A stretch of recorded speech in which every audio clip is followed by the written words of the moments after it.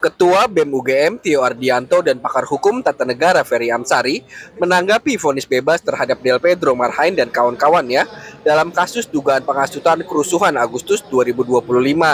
Keduanya menilai perlu adanya langkah hukum lanjutan terhadap pihak-pihak yang sebelumnya melakukan kriminalisasi terhadap para aktivis tersebut. Del Pedro Marhain, Saddam Hussein, Muzaffar, dan Harik Anhar adalah sahabat kita yang alhamdulillah memenangkan pertarungan di meja hukum atas kriminalisasi yang dia terima. Vonis bebas itu bukan sesuatu yang istimewa, itu sesuatu yang memang layak mereka dapatkan. Karena tidak ada satupun yang mampu menjadi alasan kuat untuk mereka dikriminalisasi. Artinya di sini, terhadap kriminalisasi yang sudah terjadi, itu tidak boleh kita biarkan. Kalau boleh, kita jadikan ini catatan. Kalau perlu, kita ambil langkah hukum untuk sebaliknya. Jadi mereka yang sebelumnya telah mengkriminalisasi harus juga mendapatkan proses hukum yang setara.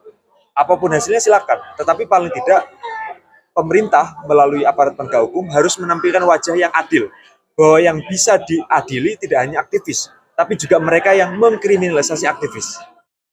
Pada dasarnya kan mereka berjuang untuk kepentingan publik luas. Jadi tidak boleh orang yang memperjuangkan kepentingan publik kemudian dipidana. Dan syukurnya Del Pedro mendapatkan, dan teman-teman ya, mendapatkan haknya. Tinggal ditunggu teman-teman yang lain yang masih dalam proses hukum ya. Ya kalau ternyata ada bukti-bukti yang